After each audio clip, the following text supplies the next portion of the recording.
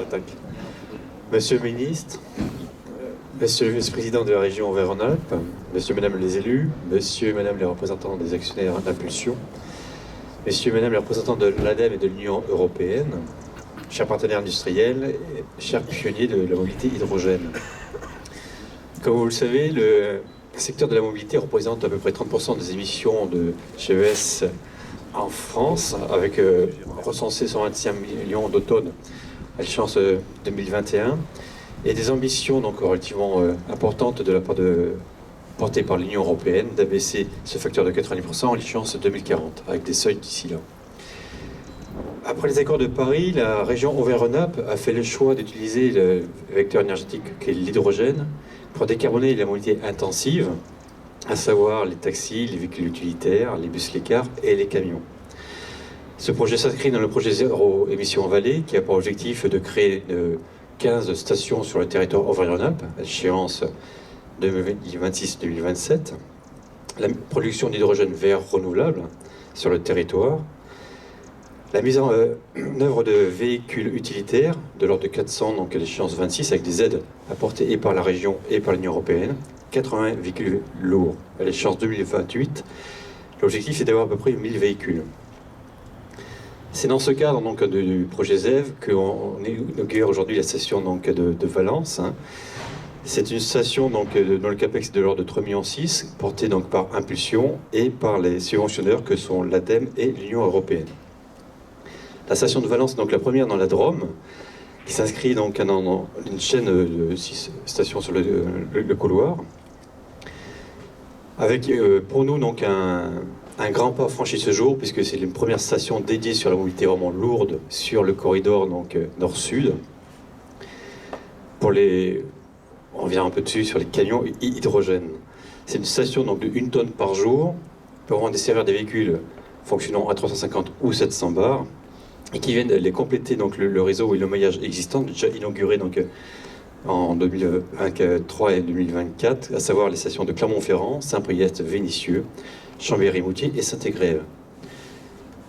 Vont arriver donc courant début premier trimestre 2025 les stations donc dans le couloir de Salaise, à la Taverne, Aubenas, et un peu plus à l'ouest donc Cournon, et au nord donc Annecy et l'aéroport.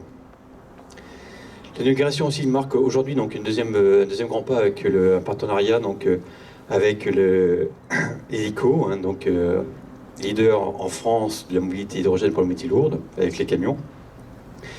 Ça permet donc de porter un accord commercial offrant donc aux différents partenaires, donc dont certains sont directement en face de la station, donc avec une offre pour de véhicules présents sur le territoire, une offre de leasing et de porter des subventions. Donc Alexandre présentera tout à l'heure cette solution.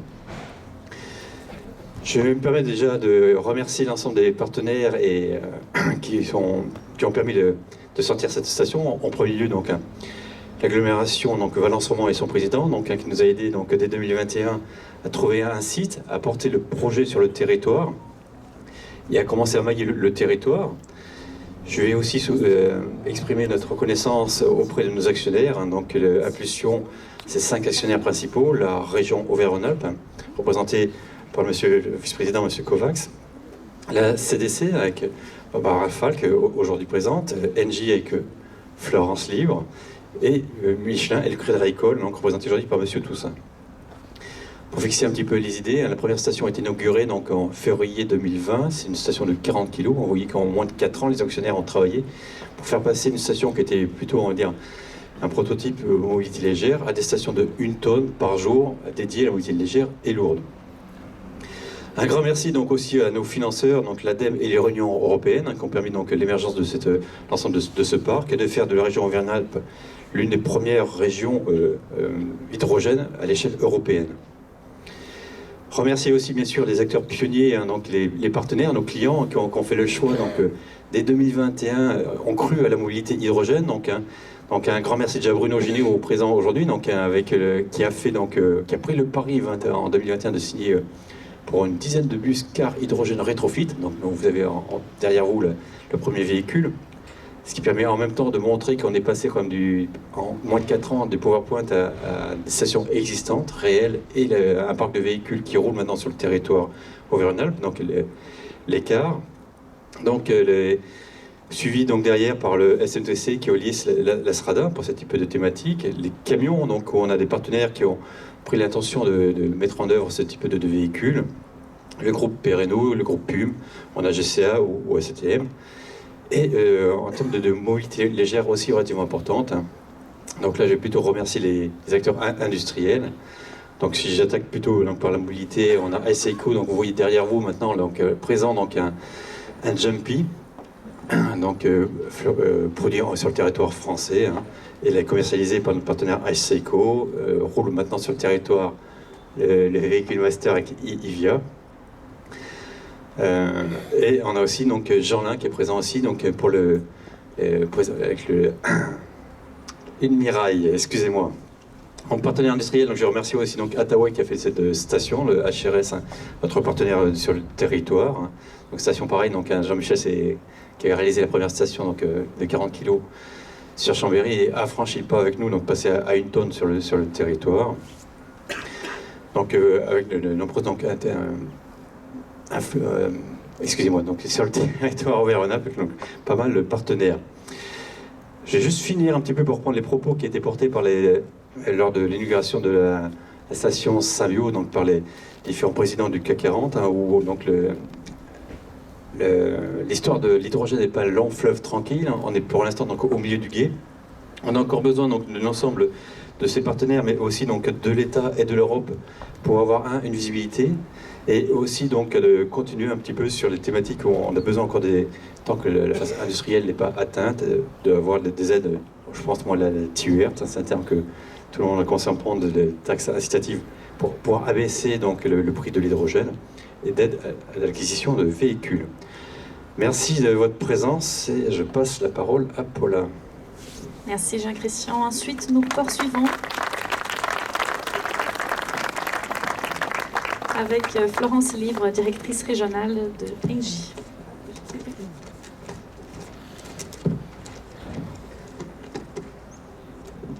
Merci Paola.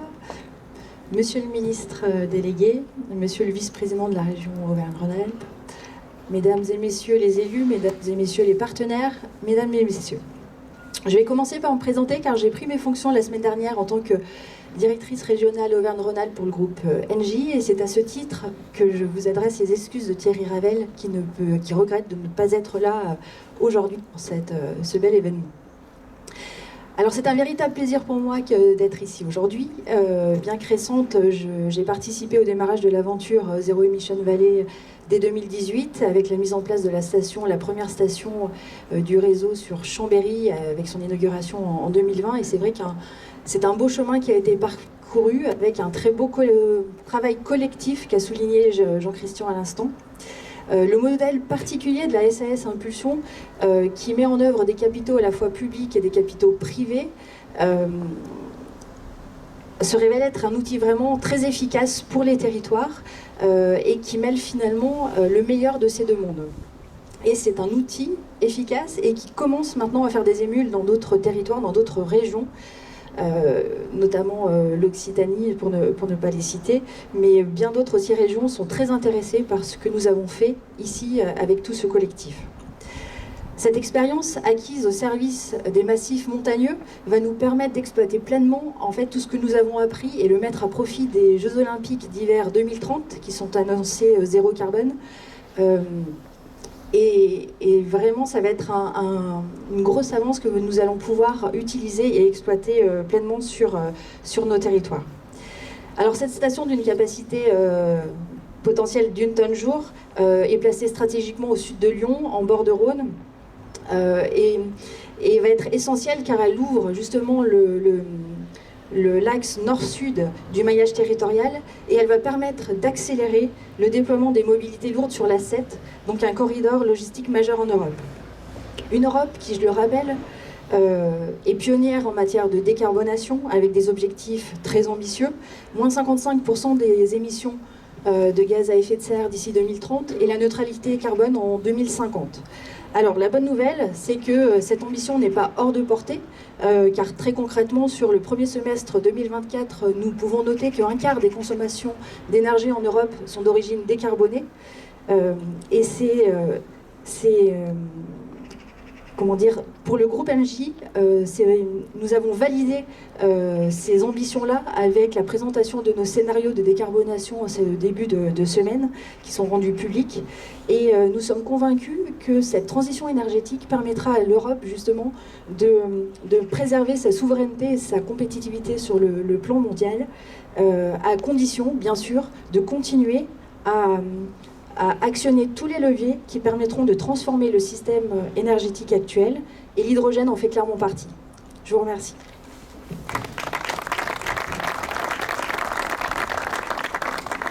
Merci beaucoup Florence. On poursuit maintenant avec Barbara Fall, qui est directrice régionale de la Banque des Territoires. Merci beaucoup. Je suis venue de Lyon ce matin et en étant sur cette autoroute, comme toujours, j'étais impressionnée par le nombre de camions, par les fils et les fils de tous ces camions qui viennent d'Europe, comme vous l'êtes certainement aussi quand vous prenez cette autoroute. Et je me disais, en fait, j'avais un rêve. Je me disais que dans 20 ans, toute cette pollution, elle serait plus là. C'est-à-dire la pollution sonore, la pollution de l'air, parce qu'on aurait des camions qui seraient pour moitié à l'électricité et pour moitié à l'hydrogène. Et je crois que c'est cette vision, cette volonté d'améliorer notre quotidien qui nous rassemble tous aujourd'hui et qui a fait que la Banque des Territoires s'est mise dans ce partenariat Impulsion avec des partenaires que je remercie pour leur engagement, pour leur volonté d'avancer et pour ce qui nous rassemble aujourd'hui. Alors, la Banque des Territoires, pour ceux qui ne nous connaissent pas, nous sommes l'établissement public Caisse des dépôts. La Caisse des dépôts, c'est un groupe que vous connaissez bien parce que c'est la Poste, c'est BPI France, c'est la Compagnie des Alpes, c'est Suez, c'est Transdev. Et puis c'est aussi un établissement public qui gère beaucoup de vos retraites et qui par la Banque des Territoires, donc qui est une de ses branches, participe à l'intérêt général, donc prête aux collectivités, investit dans des sociétés ou des SEM sur les territoires. Donc, nous sommes particulièrement fiers d'accompagner Valence, monsieur le maire, monsieur le ministre, et avec des très très gros projets qui sont en cours et auxquels nous croyons beaucoup. Et donc c'est à ce titre en fait que nous sommes rentrés au capital d'Impulsion, avec cette volonté toujours, et Florence en parlait tout à l'heure, d'aller vers du public-privé, de prendre le meilleur du public et le meilleur du privé pour réussir à faire des choses que les autres n'arrivent pas à faire. Et c'est exactement ça, aujourd'hui, Impulsion. C'est de réussir un projet d'intérêt général en mode start-up avec des grands groupes. Et sur 20 ans. On est aujourd'hui vraiment sur quelque chose qui n'est pas facile, qui n'est pas linéaire, qui n'est pas consensuel, mais quelque chose dont nous serons fiers. Dans 15 ans, on se retournera en se disant on était des pionniers, on y est arrivé, et grâce à nous aujourd'hui, sur la 7, il n'y a plus de bruit, il n'y a plus de pollution. Et ça exige une vision, ça exige des financements. Et là, on a tous été et on continue tous à être autour de la table parce que ça coûte très cher, hein, c'est très capitalistique. Ça exige une technique. La technique hydrogène, elle n'est pas encore complètement au point, mais c'est normal. Toutes ces sociétés sont aussi des pionnières. Ça exige du personnel. Merci au personnel d'Impulsion. Ça exige des partenaires et ça exige des clients. Donc pour réussir à créer tout ça, c'est compliqué, c'est long. Mais aujourd'hui, c'est une étape très importante dans ce parcours. Et donc, je suis fière d'être là aujourd'hui avec vous. Et je vous remercie. En plus, le soleil est avec nous. Donc, c'est une belle journée et c'est une belle victoire.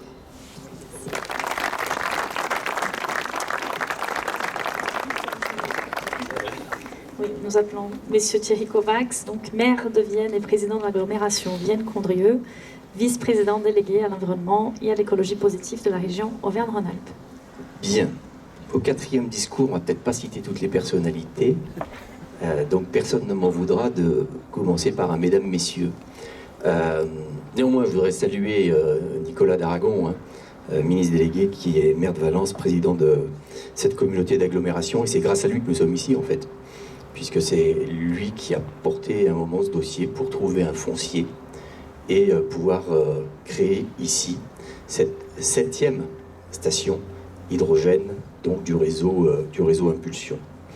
Je voudrais également excuser bien évidemment l'absence du président de la région, Fabrice Pankouk, qui a été l'un des premiers d'ailleurs à ouvrir une station hydrogène Impulsion chez lui à Moutier, et qui bien évidemment poursuit cette dynamique de développement de la mobilité qui a été initiée en 2017 par Laurent Wauquiez.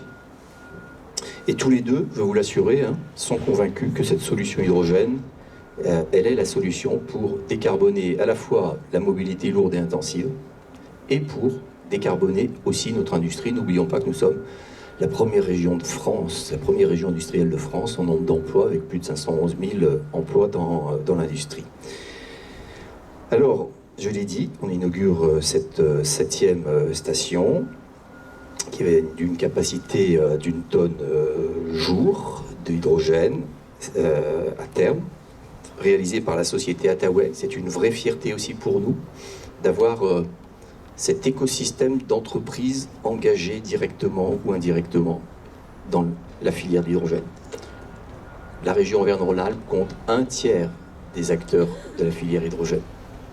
Nous avons un certain nombre d'entreprises qui n'étaient que des start-up, qui sont aujourd'hui des gigafactories et qui vont non seulement répondre aux besoins du marché français, mais commencent à répondre aux besoins du marché européen. Et on a bien évidemment, et ça c'est de notre fierté, le souhait, on formule le souhait qu'elles aillent conquérir le marché mondial et qu'elles deviennent des géants mondiaux de l'hydrogène. C'est en tout cas le souhait de Laurent Wauquiez, de Fabrice Pankouk, et puis bien évidemment de l'ensemble de l'exécutif de la région. Cette station, elle doit permettre d'avitailler donc d'ici 2026 les nouvelles lignes de cars scolaires et interurbains, H2 sur le secteur, parce que ça arrive, les véhicules arrivent. Ça a été dit, on a ce modèle de société publique, c'était un pari à l'époque. Merci Barbara de tes propos. Chercher le meilleur du public, chercher le meilleur du privé, avec donc la région, actionnaire principal, mais également Engie, Michelin, le Crédit Agricole, la Banque des Territoires. Et nous avons l'ambition, à tous, de déployer un réseau de 15 stations qui vont permettre d'irriguer notre région du nord au sud et d'est en ouest. Et ça n'aurait pas été possible sans effectivement cette volonté du Conseil régional, de son président, de son exécutif, de mettre en place une stratégie, de candidater à un projet européen qui s'appelle Zero Emission Valley, on en a parlé. Et Zero Emission Valley, c'est non seulement ces stations, mais c'est aussi l'aide à l'acquisition de véhicules hydrogène.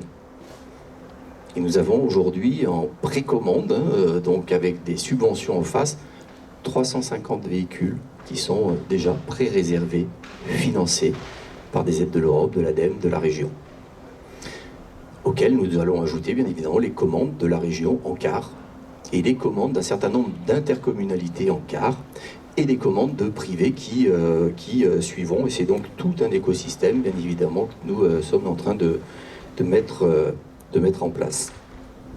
Et ça répond à cette volonté, je l'ai dit tout à l'heure, de décarboner nos mobilités, mais également l'industrie. On parle de Zero Emission Valley, mais je veux parler aussi d'un autre projet sur lequel la région a été lauréat, c'est le projet Imagine. Le projet Imagine, on va conforter bien évidemment la stratégie hydrogène mobilité, mais on va aller au-delà. On va aller sur tous les pans, production d'hydrogène, stockage d'hydrogène, transport d'hydrogène, usage d'hydrogène, pour la mobilité comme pour l'industrie. Imagine, ce sont 40 partenaires,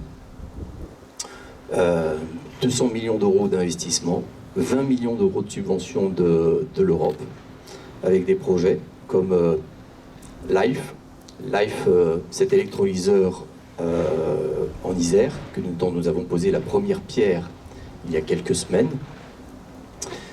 Aujourd'hui, on a à peu près 15 tonnes Non, je dis pas le bon chiffre. 15 mégawatts, pardon. 10, non, nous avons 15 mégawatts installés en France, dont 11 installés par Life, sur toute la France, et nous avons posé la première pierre d'un électrolyseur de 10 mégawatts. Voilà. Et donc c'est le plus gros électrolyseur jamais construit en France, donc nous sommes en train de réaliser en région Auvergne-Rhône-Alpes. Et ça, c'est dans Imagine. Comme nous avons dans Imagine cette première mondiale du stockage de l'hydrogène en cavité saline, avec le groupe Engie, avec sa filiale Storengy. Nous étions avec Catherine MacGregor, nous avons lancé ce projet pour pouvoir stocker en grande quantité de l'hydrogène dans les cavités salines, et la région Auvergne-Rhône-Alpes a un certain nombre de cavités qui permettront à terme de stocker de grandes quantités d'hydrogène. Et nous avons dans Imagine encore des pipes. Un pipe sur Syntex, l'aéroport de Saint-Exupéry, puisque Vinci Aéroport est également engagé dans cette aventure, avec la construction d'un électrolyseur, un pipe, une station de distribution et l'acquisition d'une quarantaine de véhicules terrestres qui fonctionnent à l'hydrogène. Et donc vous voyez qu'avec tout ça, et puis on a d'autres entreprises qui sont embarquées dans le projet, on est en train de déployer toute la filière, tout l'écosystème hydrogène. Et vraiment, je voudrais remercier toutes celles et tous ceux qui, au-delà des actionnaires d'Impulsion que j'ai cités, en remerciant bien évidemment toutes les équipes d'Impulsion, y croient. Et ils croient depuis le début. Merci M. Ginoul sur... c'est un pari. C'est un pari. On a face à nous un certain nombre de détracteurs. Il faut le dire. On a une réalité. Aujourd'hui, ici à Valence, vous avez une station, vous avez un car, vous avez un poids lourd, et vous avez d'autres véhicules. Ça fonctionne. Ça fonctionne, et ce que nous sommes en train de faire sur l'hydrogène, pardon, mais il y a peu de nouvelles technologies qui l'ont fait sur une aussi courte durée. Alors je sais qu'aujourd'hui, on veut aller toujours plus vite. Barbara a parlé de difficultés, oui. Techniquement, tout ça, ça ne fonctionne pas au premier coup. Il y a des réglages à faire. Et quand on voit le chemin que nous avons parcouru, dans le temps que nous avons... Pardon, mais le photovoltaïque a mis beaucoup plus de temps pour être opérationnel, se déployer et arriver à un point financier, un coût qui soit supportable par tout un chacun. Tout ça pour vous dire que toutes et tous, on doit être très fiers de ce que nous sommes en train de faire ensemble, parce que nous sommes pionniers. Nous faisons de la région Auvergne-Rhône-Alpes la première région hydrogène de France et l'une des premières régions hydrogène d'Europe. Et tout ceci, c'est grâce à vous. Merci.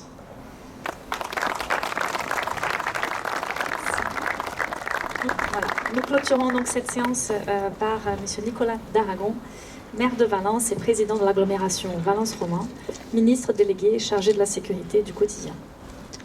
Voilà, vous avez compris, vous êtes en sécurité ici. Merci à toutes et à tous d'être présents aujourd'hui. Je voudrais avoir un salut particulier pour Thierry Kovacs qui vient de s'exprimer au nom de la région Auvergne-Rhône-Alpes, dont je bois les paroles. J'y reviendrai tout à l'heure. Je voudrais saluer évidemment l'ensemble des acteurs locaux, saluer mes collègues élus, qu'ils soient régionaux, vous êtes un certain nombre, départementaux, intercommunaux, communaux, saluer les chefs d'entreprise, tous les acteurs de cette belle filière, et puis évidemment les partenaires qui ont permis que nous nous retrouvions ici aujourd'hui, et puis un message particulier pour tous ceux qui ont eu la chance de quitter la région lyonnaise aujourd'hui pour venir ici. Vous voyez immédiatement que c'est bien Valence qui est au sud de Lyon et pas l'inverse. Et donc que c'est une véritable chance que de vivre sur ce territoire pour notamment aujourd'hui participer à cette inauguration. Je suis heureux d'y participer parce que ça représente une avancée significative vers une mobilité propre que l'ensemble des acteurs, publics et privés, souhaitent développer en partenariat. C'est une première sur le territoire de l'agglomération. Thierry l'a rappelé tout à l'heure, il y aura encore de nombreuses stations qui vont être créées. Nous sommes la 7e à l'échelle régionale. Pour notre territoire, c'est la première. Et c'est une des premières, ça a été dit, qui va pouvoir approvisionner des bus, des poids lourds, des véhicules légers. Cette implantation, elle est mitoyenne avec la station biogaz initiée par Drôme Énergie Distribution, Je veux saluer d'ailleurs les porteurs de ce projet qui sont présents. C'est une offre donc multi-énergie complète qui est proposée ici sur le site de la Motte, avec des bornes électriques, une station biogaz, une station hydrogène. La station hydrogène, c'est donc un investissement de plus de 3,5 millions d'euros avec 4 pistes de distribution. Nous avons modestement contribué puisque nous louons un foncier de près de 3000 m² sur une durée de 23 ans. Et puis que nous avons instruit le permis de construire. Mais évidemment, nous avons été candidats immédiatement quand la région et ses partenaires ont souhaité lancer ce dispositif innovant. Le parc de la Motte sur lequel nous nous trouvons, ce sont plus de 100 entreprises, 2500 emplois, et il y a ici même un certain nombre d'acteurs qui pourraient être à terme les candidats de cette chaîne d'approvisionnement, les partenaires. Je pense évidemment aux bases logistiques de Leroy Merlin, à Lopneu, qui est une de ses plus grandes bases ici située, mais à Vinci Construction, je salue les représentants de Vinci, au Transport Martin, qui était déjà dans l'initiative juste à côté. Voilà, de nombreux partenaires qui peuvent être ceux qui demain feront fonctionner cette station en proximité. Nous venons donc élargir l'éventail des solutions déjà mises en œuvre sur notre territoire pour le développement des énergies propres. Je voudrais rappeler que nous avons créé ici sur ce territoire une SEM Rovalère en 2010, dont je salue le président qui est ici, Stéphane Cousin, pour répondre aux objectifs en matière de transition énergétique, pour développer des projets de production d'énergie renouvelable, l'éolien, le photovoltaïque, la méthanisation. Nous avons déjà engagé 2 unités de méthanisation, 2 centrales photovoltaïques, 3 stations de distribution biogaz et évidemment nous venons de décider une intensification de la production d'énergie propre en accord avec le plan climat-air-énergie territorial sur un territoire à énergie positive pour la croissance verte. Nous le sommes depuis une dizaine d'années déjà. Nous sommes labellisés quasiment au plus haut niveau, tout simplement parce que nous sommes sur un territoire qui produit plus d'énergie verte que ce qu'il ne consomme d'énergie. Grâce notamment aux centrales hydrauliques, évidemment, ça ne sont pas que les créations de photovoltaïque ou de ce type de méthanisation qui font ce résultat, mais on peut s'en réjouir, et j'y reviendrai tout à l'heure. Nous avons d'autres actions importantes qui impactent directement les émissions de polluants, notamment fait le choix d'avoir dorénavant chaque acquisition de bus de transport en commun qui soit un bus propre. Ainsi, nous avons à ce stade 23 bus électriques, 40 bus au GNV, la plus grosse ligne de transport en commun, près de 3 millions de passagers par an, est 100% électrique. Et à terme, d'ici 3 ou 4 ans, nous aurons uniquement des bus propres sur le territoire. C'est notre objectif, 120 véhicules. Vous voyez qu'on en est déjà à plus de la moitié. Et puis des aides aux particuliers sur la rénovation énergétique, puisque il faut que chacun contribue à sa mesure. Et nous pouvons verser jusqu'à 75 000 euros d'aide par an aux particuliers pour avoir recours à des matériaux biosourcés, de la géothermie, de la végétalisation de toiture. Et puis des investissements sans précédent sur l'ensemble de nos réseaux d'assainissement, la préservation de nos réseaux d'eau potable, la modernisation de l'éclairage public pour passer au LED.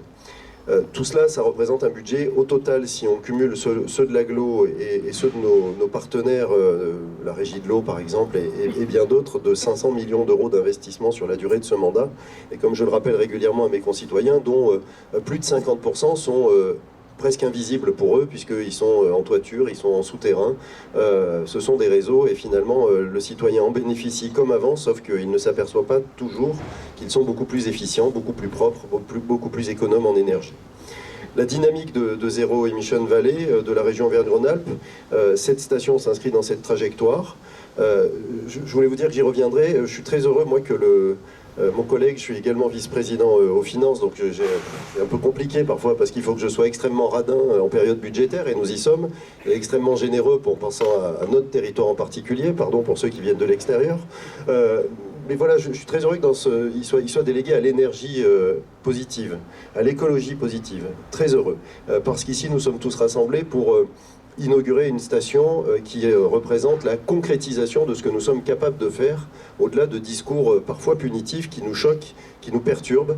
Il y a ces acteurs, vous, l'ensemble des acteurs qui se mobilisent pour passer aux actes et pour avoir des résultats. Et ici, on est typiquement dans une initiative qui concrétise ce discours auquel le président Wauquiez et ensuite le président Fabrice Pankouk depuis quelques mois, ce discours, ils le tiennent de façon constante. Et je suis très heureux que Thierry Kovacs soit venu aujourd'hui s'exprimer ici pour dire à quel point notre région est pionnière, notre région est leader, et notre région est déterminée à poursuivre ses partenariats avec l'ensemble du monde du privé qui a sans doute encore plus d'efficience sur l'activité industrielle que ce que nous pouvons en avoir évidemment au sein des collectivités locales. Nous savons nous appuyer sur les spécialistes sans dogmatisme en ayant toujours cet objectif d'émettre le moins de polluants et d'avoir une énergie la plus propre possible produite à l'échelle de la région. Donc un grand merci à la région Auvergne-Rhône-Alpes, aux partenaires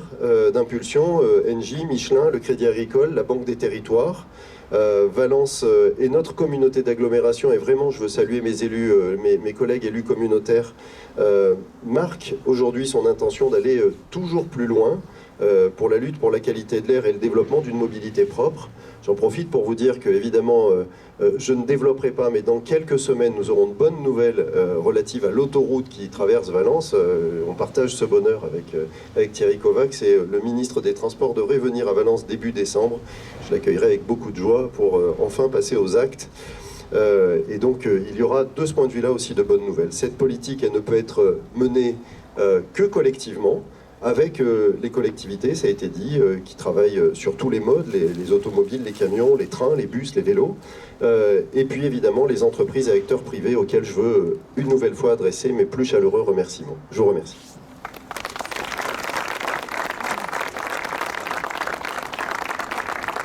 Merci beaucoup. Pour donner de la perspective à notre action, nous invitons ensuite donc Bruno Ginoux, président de la société Autocar Ginoux, à partager son engagement en tant qu'un des premiers clients du réseau Impulsion. Bien, comme le vice-président Thierry Kovacs, je vais faire un salut collectif en vous souhaitant la bienvenue. Et qu'est-ce qu'on se sent bien aujourd'hui? Qu'est-ce qu'on se sent bien en plusieurs titres? Moi, je souhaiterais que vous rentriez ce soir chez vous, passer un week-end, que dans le sujet de vos conversations, on ait ce souffle de respiration. Quelle belle journée! Merci à toutes et à tous d'être là. C'est le témoignage d'un bicentenaire qui vous parle. C'est écrit sur le car, vous avez le logo.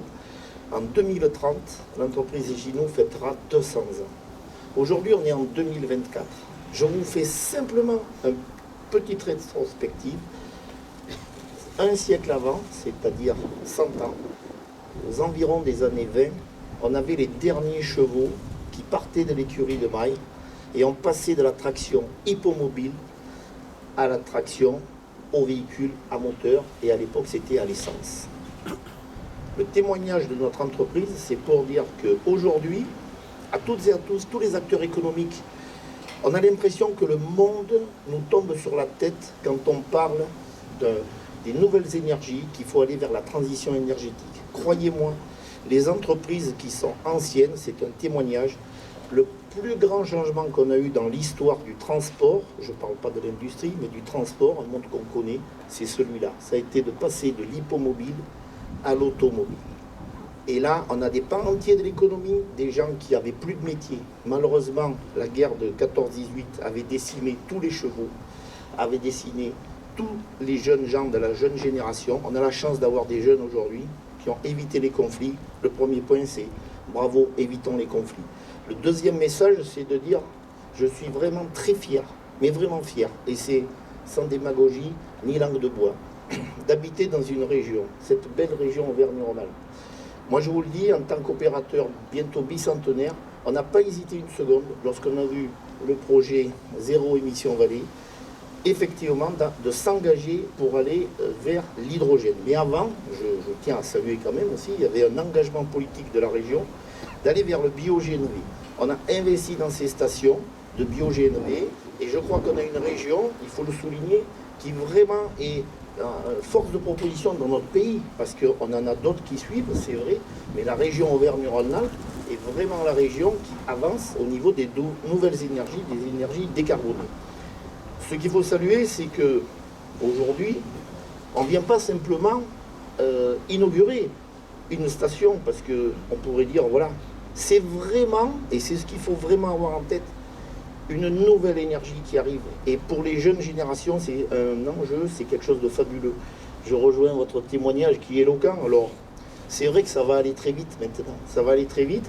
Et il faut qu'on soit aux côtés des collectivités. Les collectivités ne peuvent pas tout porter. Moi, je suis très heureux qu'il y ait cette impulsion, et ce n'est pas un jeu de mots, hein, par la région, pour aller vers le H2. Et le véhicule que vous avez va circuler sur les lignes du CEA de Marcoule dès le début janvier. Et les acteurs du CEA ont été très contents qu'on puisse leur proposer ce véhicule. Et j'en suis vraiment très content. Donc, effectivement, c'est un pari. Aujourd'hui, il ne faut pas se cacher derrière son petit doigt. On a des réglages de fiabilité. On en parlait avec le vice-président Kovacs tout à l'heure. Il faut absolument que les matériels soient fiables, qu'on puisse transporter. Le transport public de voyageurs, on transporte tout ce que vous avez de plus précieux. Hein, ce sont vos enfants, vos petits-enfants, vos parents. Donc, on n'a pas le droit à l'erreur. On n'a surtout pas le droit de tomber en panne. Alors, on pourra tomber en panne, mais il faut quand même éviter. Et donc, c'est ces questions de fiabilité qu'il faut qu'on finisse de régler. Et je crois que tout ça, ça va aller très vite. Voilà, donc je ne veux pas être plus long. C'est vrai que c'est 10 cars qui vont être mis en circulation à l'horizon 2026. On va commencer à les déployer en 2025.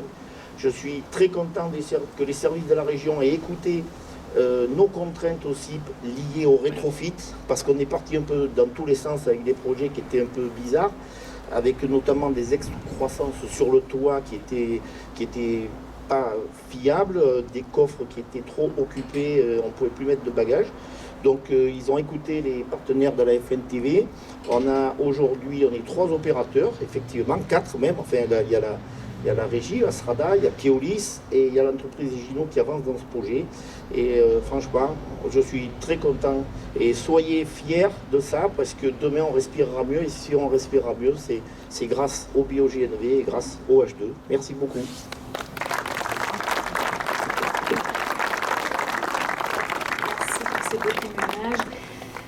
Pour terminer, juste pour vous partager, à chaque inauguration, en Impulsion met en valeur un partenaire commercial, porteur des efforts de mobilité et co-constructeur de l'écosystème hydrogène avec nous.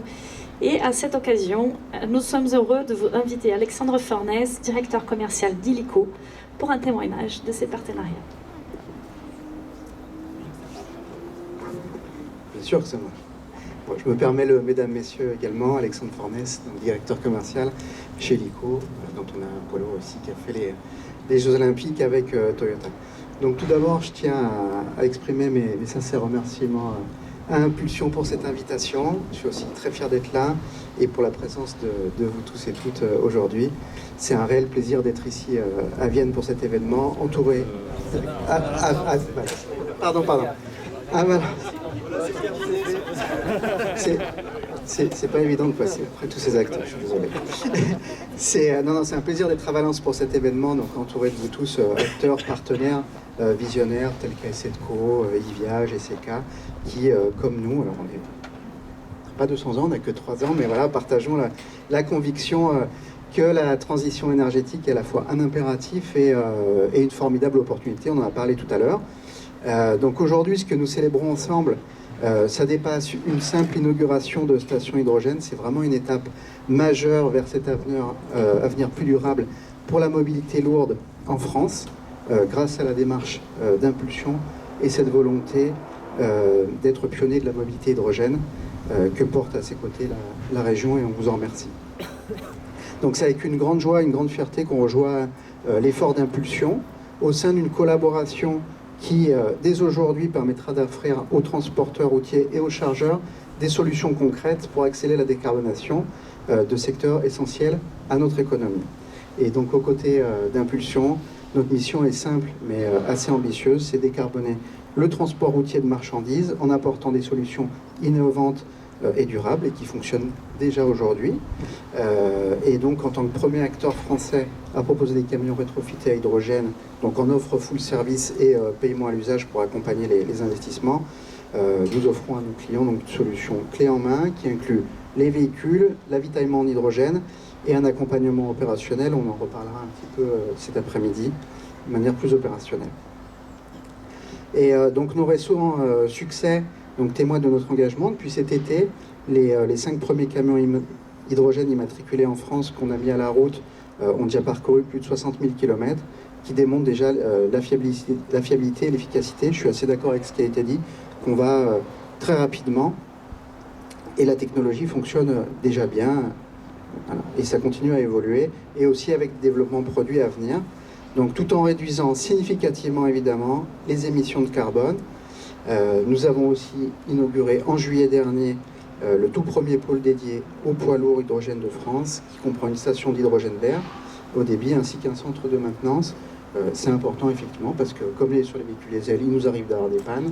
Donc les gens qui nous font confiance, les donneurs d'ordre, peuvent accepter ça au démarrage, mais il faut que les véhicules puissent continuer à rouler et qu'on excelle sur ces points autour de la maintenance. Donc le partenariat avec Impulsion s'articule donc autour de 3 axes majeurs. Un contrat d'interopérabilité donc qui permettra à nos clients d'accéder facilement à l'ensemble des stations de nos réseaux respectifs. Un accord de commercialisation croisé donc pour offrir une solution intégrée et fluide à nos clients. Et enfin un soutien accru aux initiatives de financement régional et national pour accélérer le déploiement de ces véhicules hydrogène. Donc notre collaboration avec Impulsion ne fait pas que faciliter l'accès à une énergie propre pour nos clients, elle incarne aussi une vision partagée, celle d'une mobilité zéro émission, où l'hydrogène joue un rôle clé dans la réduction des émissions de gaz à effet de serre, tout en préservant la qualité de l'air. Et enfin, ensemble avec Impulsion et tous nos partenaires ici présents, nous mettons tout en œuvre pour que cette vision devienne une réalité concrète et pérenne. Cette station de Valence n'est pas juste simplement un point de ravitaillement, c'est un symbole de notre engagement collectif à tous à construire un avenir plus vert pour le transport routier en France. Merci à chacun d'entre vous pour votre soutien et pour votre engagement à nos côtés.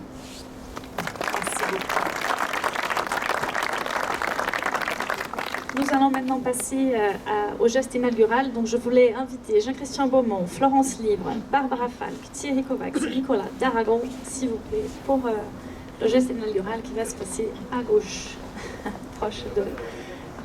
Ouais, non, on va les sortir.